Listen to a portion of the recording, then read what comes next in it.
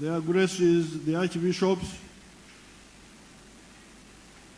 the Grand Mufti of the Muslims, the bishops, all the other religious leaders, the entire Christian and Muslim fraternity, greetings to all of you.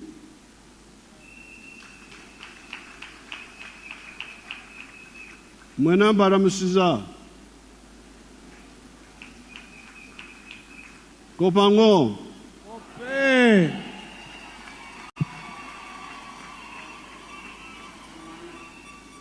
Iliyo mabel. Dio mabel. Ebinyera. Kaho.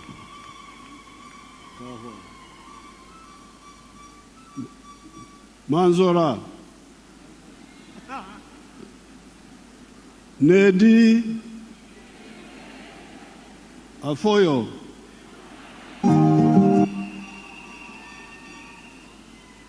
On behalf of the government of Mama Janet and myself, I congratulate all the believers in the new religions that started coming to our ancient societies in 1841 when an Arab from Zanzibar by names of Ahmad bin Ibrahim came to the palace of Kabaka Suna of Buganda and started talking about the Islamic religion. The first white man, Huntington Speke, came in 1862. The Anglicans came in 1877, and the Catholics came in 1879. These new people brought different angles of looking at God. The indigenous religions also believed in Ruhanga Nyamuhanga, or Katonda Owobutonzi, or Rubanga.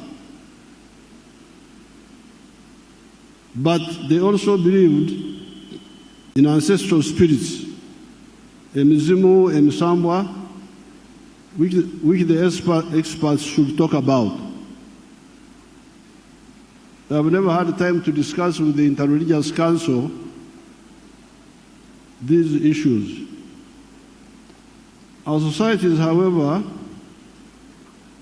had not heard of Jesus or Muhammad, and the elucidation they brought on this matter. It was therefore wrong for Mwanga to want to kill this new perspective about the supernatural realm. It is good that the young boys and some girls, I'm told, were ready to give up their lives for the freedom of worship, for the new perspective the new religion had brought. That is what all and sundry should know about the Africans of this area. They can sacrifice for legitimate causes they believe in. Indeed, a few days from now, on the 9th of June, we shall be celebrating not only martyrs, but martyrs and heroes that faced Bazili Okero in the village of Chikandwa in 1981.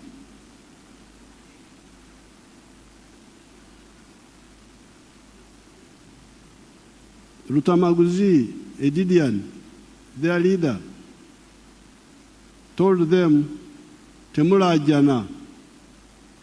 Okulajana kiki mu Luganda? Okulajana kiki?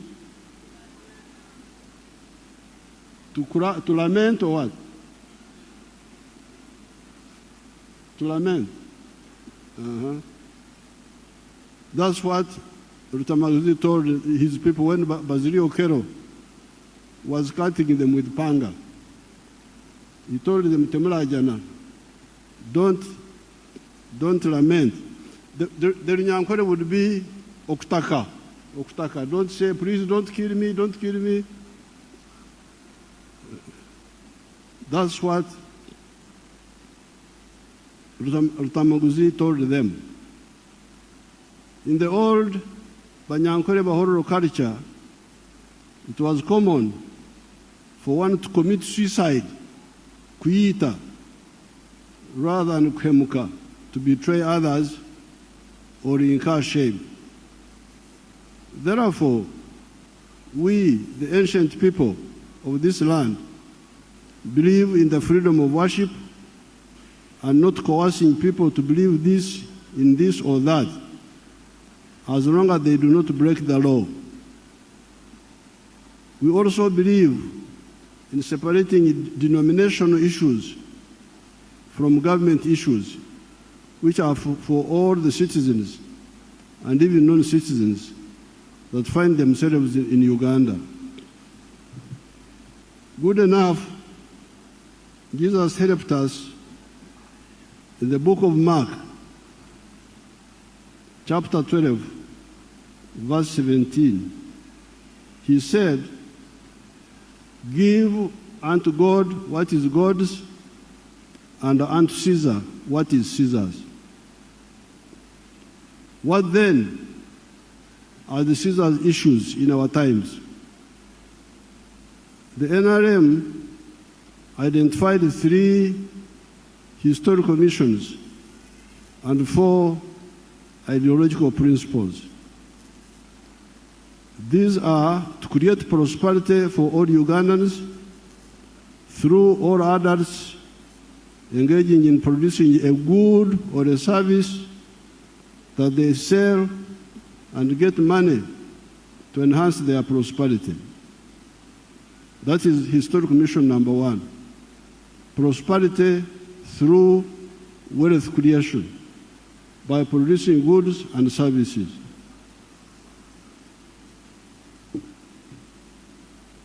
Strategic security for the whole of Africa. And number 3, using the undugu of Africa to achieve the 2. With these 3 historical missions, the next question comes in. The question is, if all the others become wealth creators, instead of being idlers and beggars, whereby they all produce goods and services, who will buy these products and services? If all the wealth creators produce goods and services, where is the market? Who will buy these products? This is what the NRM analyzed. Are the tribal areas markets and the denominational groups markets big enough to guarantee us a lucrative selling space? Because some people spend a lot of time telling you about tribes, about the denominational differences. Our question is, will those groups be able to absorb all the products we, the wealth creators, produce? History and common sense show us that tribal and sectarian markets are not big enough to guarantee our prosperity. The national market of Uganda will do it better. I don't have time to to talk about that, but that's what we have seen.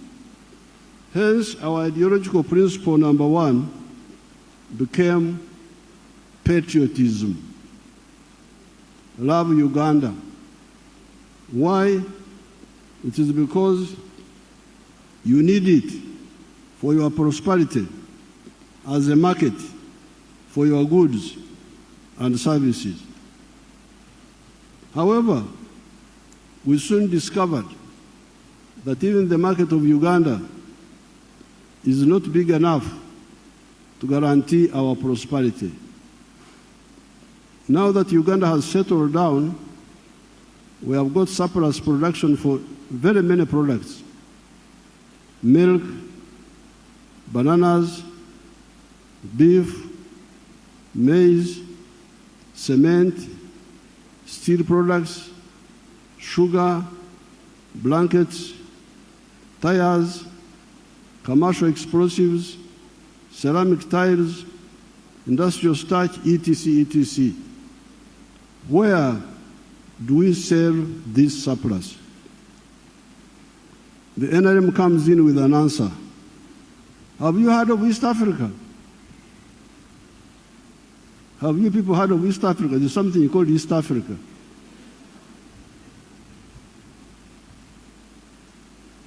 Kubanga muri mu mawanga, muri mu madini, abamu bebasa kwesira. Naye ffe tubabuuza, mwali muwuliddeko ekintu kye bayita East Africa? If you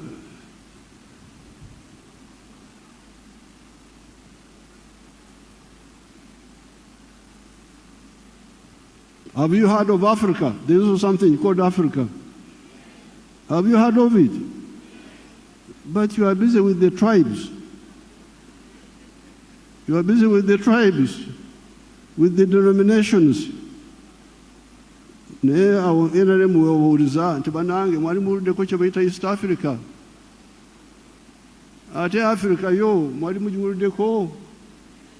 Katonda yeebazibwe oba mwagiwulirako.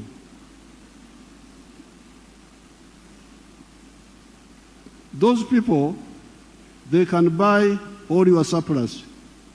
Abantu abo aba East Africa, aba Africa, bayinza kugula ebintu byammwe ebidibye.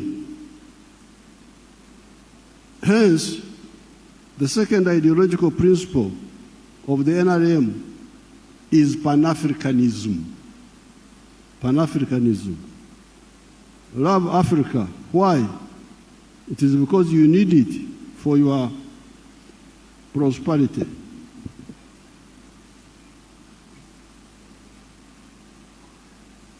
Then we add other two principles: socio-economic transformation and democracy. Therefore, our constant advice to Ugandans is never to mix politics with the denominational loyalties. Politics is about our welfare on earth. Denominations and religion are about spirituality here on earth and life after, in heaven. Which aspects the religious leaders can speak about better. Coming to the religious groups, to harmony in the country and citizens' contribution.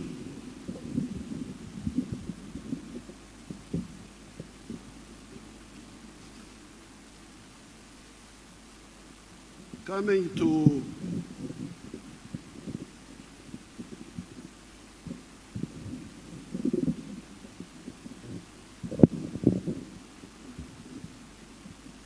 to the religious groups, to harmony in the country and the citizens' contribution.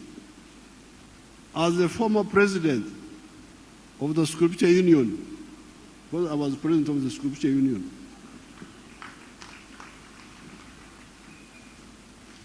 1965 to 1966.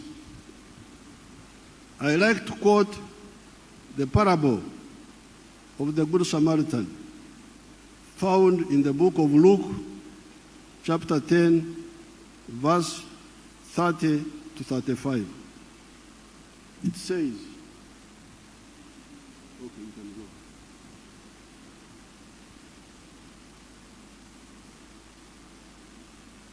That portion, it says, a man was going down from Jerusalem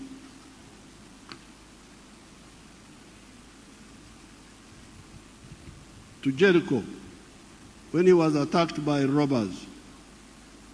They stripped him of his clothes, beat him, and went away, leaving him half dead.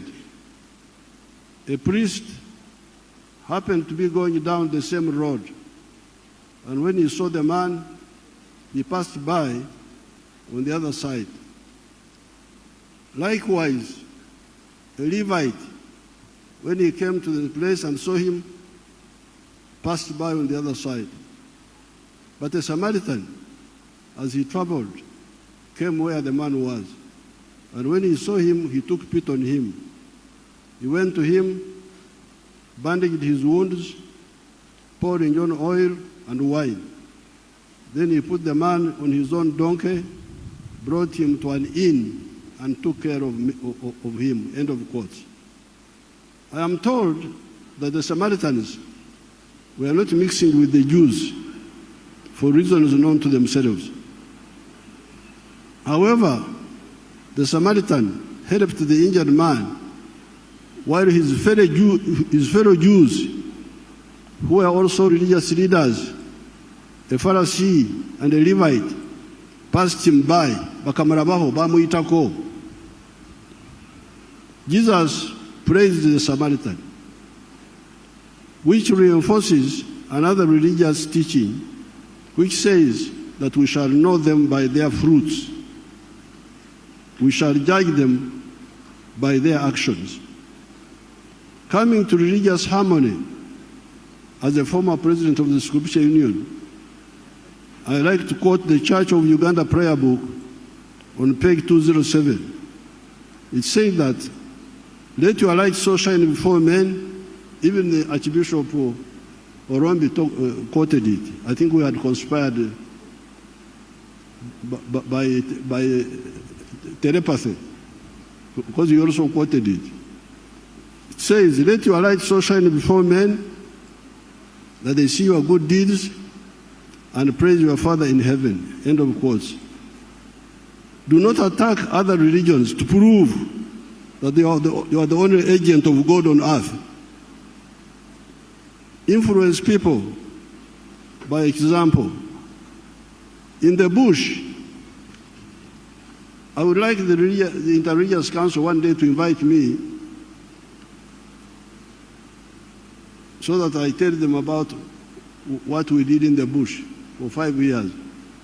In the bush, I lived very closely with the peasants, where you had Catholics at Chijaguzo, Kasana, Anglicans, Chirema, Kufu, Busunju, Timuna, Bachwanga, Kaloke, Muslims, Kangave, Kaumu, and the traditional religion everywhere.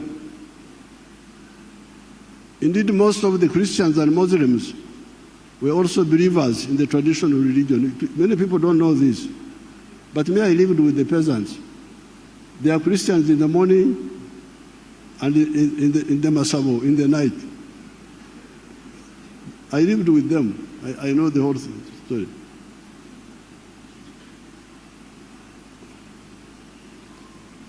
We united all of them around the knowledge of science. What I would do, I would not condemn whatever they are doing, except if it endangered life. Otherwise, I would say, okay, I've heard what you have said, but now we are fighting. And fighting, you need science. doesn't need superstition. We united all of them around the knowledge of science. A bullet kills, while prayers help, and Olumuli, a reed held by a fighter, is not protection against bullets. Because sometimes these traditional people would say, tell our soldiers, if you hold Olumuli, a reed, the bullet will not catch you. Because that is Omsambwa. We would say, no, please. You stand there and we shoot you and we see. So, we would unite them around science. That is how our prominent Mayembist, because the traditional people believe in Mayembe, the horns, they have horns which they throw around. Our prominent Mayembist, Dodoviko Garimpitawa, Amayembe Garimpitawa, of Mijinje, said, Emundu Tetia Mayembe. That's what Dodoviko said. Said the gun does not fear bullets. It does not fear bullets. The bullet does not fear the Mayembe. So by interaction, we're able to influence them, to move in the right direction. However, you could see that a number of times there was a divine intervention on our side. You could see that God was intervening on our side. This confirms our ancestors saying, Lubale Mbera Nembero Kota De. God helps those who help themselves. This also goes with the parable of the talents. It is also modest in that line. This year, the government gave the Catholics 2 billion, the Protestants 2 billion, and the Muslims 200 million for this occasion. I have directed the government to make this contribution part of the government budget annually. Since many Ugandans participate, I'm very happy to see all of you coming, walking, sleeping here. Very happy, very happy. We are very happy to see this.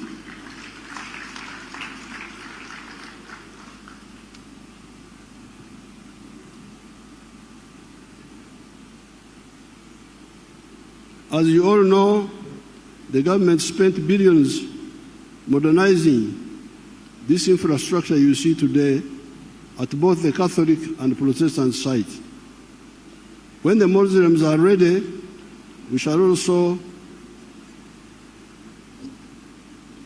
support them, because I'm told some Muslim followers were also killed by Mwanga. So I'm very glad that when we came from the bush, we interacted with the Cardinal Subuga and Dunstan Subuga of Namirembe,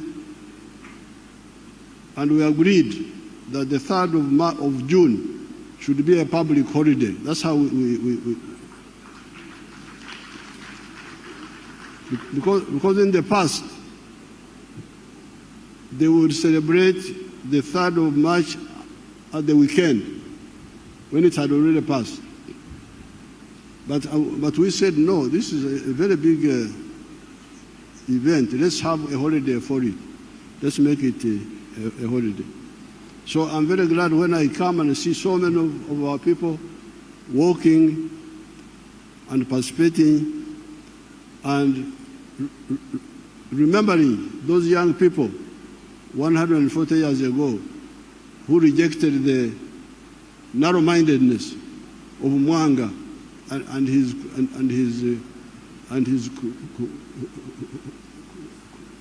cruelty. So I congratulate everybody.